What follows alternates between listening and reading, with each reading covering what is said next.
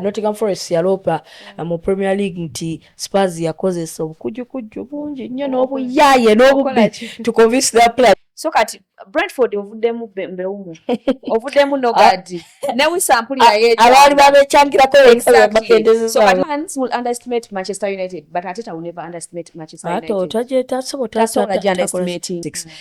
Saying title charge is a bit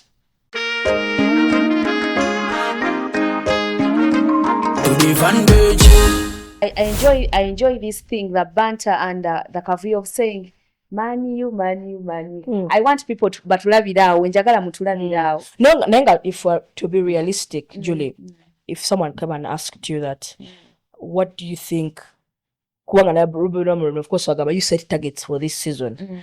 One thing he wants to get back is get back at least in the top six. Yes. Get back in the top 6. Saying title charge is a bit overhead according to how teams in the list. But other teams, when you look at Liverpool, champions. When you look at Manchester City, for Pete before, like you look at their processes and they don't need to build a lot. Arsenal, but they were in the mix for 3 years. Chelsea, after that victory, more Conference League, nechi, ne FIFA Club World Cup, they look more confident. Manchester United, teams staying up with Take at the Newcastles, yes, the Newcastles, the Villas, they are more confident to do. But it's a good thing about Gambi, provided that yes, United season performance did last season. That is one. Number 2, United because people think United is people underrating Kunya and Mbeumo. Everyone is anticipating a career failure out of there because of how also African stars Mbeumo when you are on into one African forwards in United. What I'm thinking about of this season. Okujja the 4 top 5 like the top 5 clubs will choose to forfeit some competitions. No gambo bude sigenda bua nyo Carabao ne FA and you decide to concentrate on the Premier League and the Champions League. But if you don't forfeit any of the competitions, trust me, waliwo abasambi waliwo agenda okukoera berenga omupiira abasambye mungi nnyo ono mani gwoyita underdog wagenda okulagira because omupiira asamba mitono kitegeera so United kyo kyerina okukola. I won't come here and say United egenda kuwinninga Premier League next season but if it happens, but it has a surprise for us. It can have a surprise for you because goalkeeper kyekyanyiiza ennyo because if we nemwageze sebo ne mujuuka Villa nemugenda ku World Cup winner sebo nga mumwagala kuloona United tujja kukyusa tumwagalire ku sente naye ngamba United okay if we can have a goalkeeper we can play around with the defense we have for now paka tena kyamanyi kituggalenga Manchester United tugenda kusayininga buli omu nga bwesanze reason akasente tukoze kanji. Yes, we have not had sales nti ono mutunze zino. Even the sales we are having, sell so for nothing. Uli agendede kulon Rashford. So, Cat United Mbela Jerry Munti to capitalizing on the fact that we are not in European football. Ne confidence laje na bona abatuli wagulu. So kati Brentford ovuddemu mbeumu. Ovuddemu Nogadi. Newe sampuli ya yeja. Abali babekyangirako exactly. So kati newe sampuli ya yechanga. There is no way Osman Andrew Keith or Brentford wagendo keeping up with what Thomas Frank.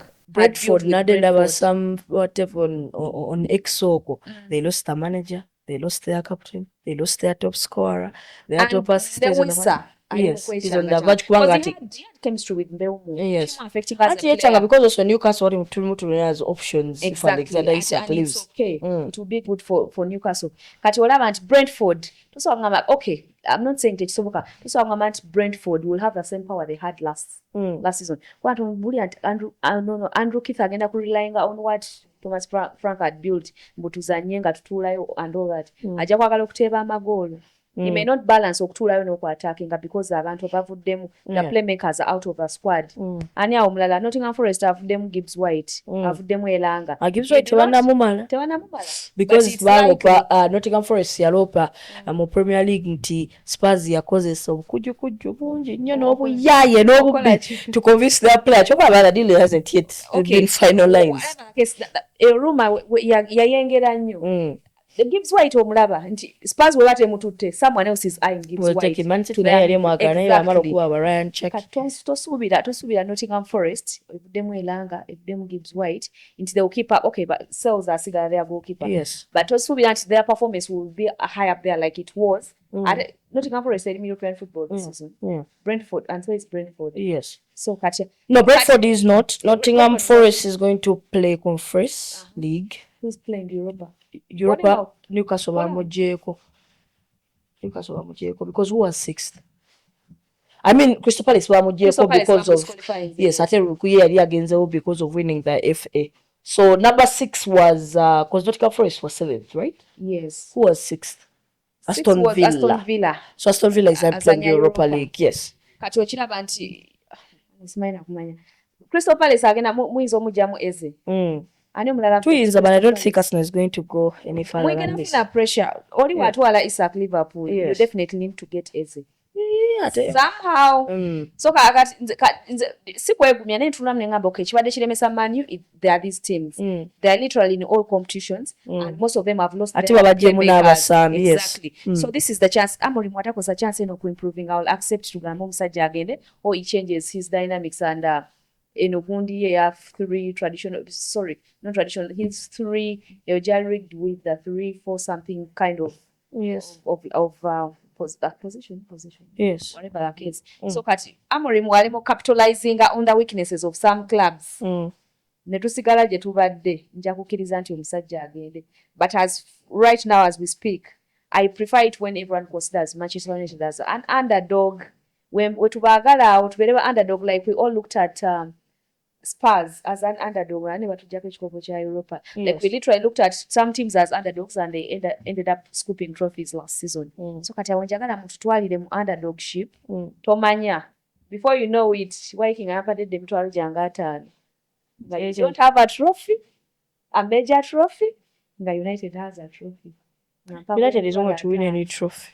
Don't say so kati Arsenal waliwo abagambye feka twakuza omuteebi twamaze taata mwamaze maama tuwenze kati ze kinneebuuza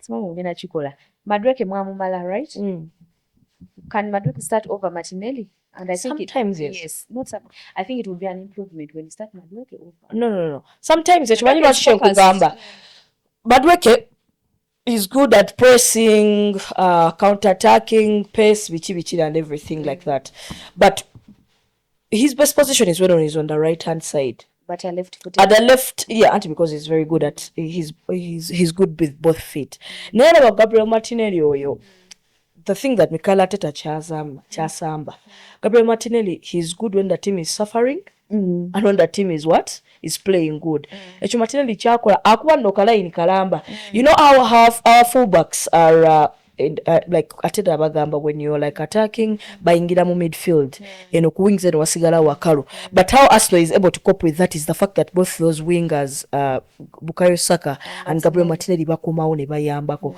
so any winger for Arsenal that cannot do that thing abatasobola kusookayo bali ababiri okitegera you look at the team olabo Leandro Trossard is very good like going forward is better than Martinelli aina kyawa team ekisingako naye aina ekizibu ekyo kasita Miles Lewis Kelly abanga ayingidde mu midfield eno wabeera wakalu ate takomawo bali very lazy kati ne Madueke kyayina is Arteta atunuulira nti okay there are some games where we're going to need to go for full power to get it we attack but there are those games that require them but they came abegeno katono bakole kibayambeko in the defense so Martinelli he's still Arsenal's first choice left winger unless Arsenal against the negula left winger ngabo nolaba Rodrigo oba Eberechi Eze of which even if it buys Rodrigo goes Liverpool amusoze mu Liverpool Liverpool tesowa kasema legula Isak batasoba unless baguze Isak ne bagenda ku option ya Rodrigo kati ne Arsenal bagula Eberechi Eze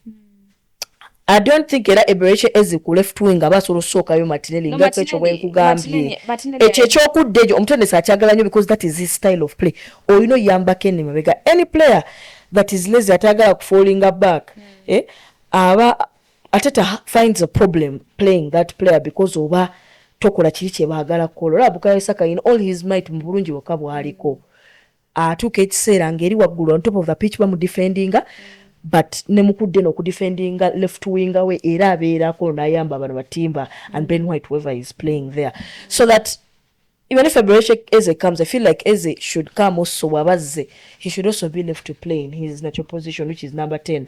All that shining Jabba Dakula, he has been very good nga alia omo the 10 position. Martinelli, I don't deny the fact that Martinelli is good. Martinelli ku pace mulungi. Naye kajja sanga Madueke waliwo wojja okwetaaga magundi Madueke over Martinelli. There are those games where you need Madueke. Anyway, muli bulungi. But where do you see Victor Gyökeres on the first day of the Premier League? Do you think Arteta is going to start Havertz ahead of Victor? No. Why? They're going to start Victor Gyökeres because, of course, Havertz, Arteta likes Havertz a lot. He's a player who's hardworking. Arteta, I tell you, Chog, all or nothing. When you lose at well, I'm upset. So he loves players that are hardworking, that win duels. It's Arteta, Havertz chamwa.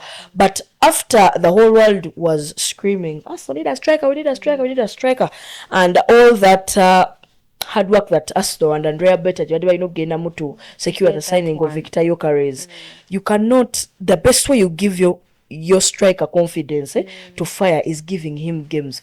Okumutuza can also play with his what?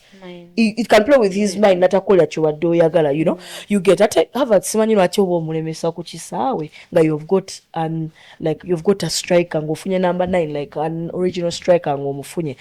I've seen so many people saying that Arteta will start Havertz wichi. No, not will. Abamba chogera mbura kwa baloza Arteta yagala nnyo Havertz, which is okay. Havertz simusambi mubi. Being that we don't know him as a striker, but he has delivered at Arsenal. Yes. Until that injury. Kati, nze sikyogera mbula kuba Arteta ayagala nnyo Victor.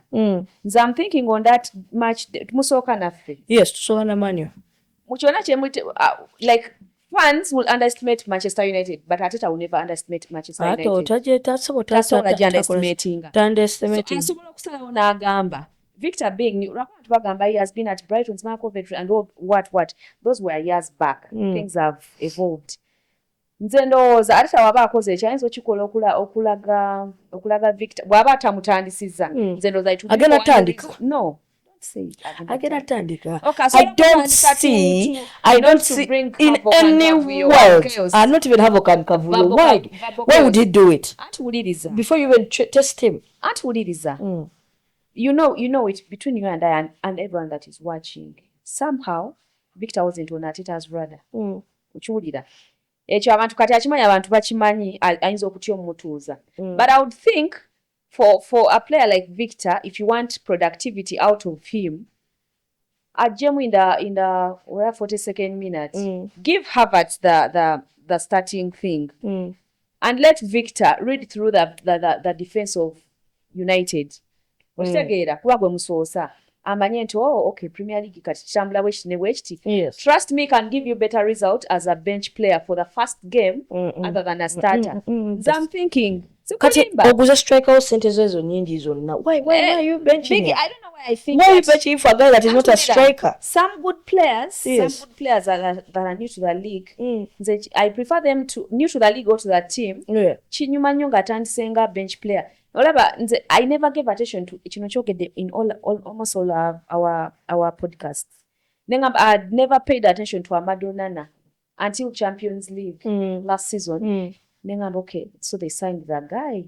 Amadou Nana mpira gy'atandise, you don't see his impact. Yes. But let Amadou Nana come off the bench because abamaze okureading a game. I have a feeling Victor will give you a better result ngaze mu 42nd minute than starting.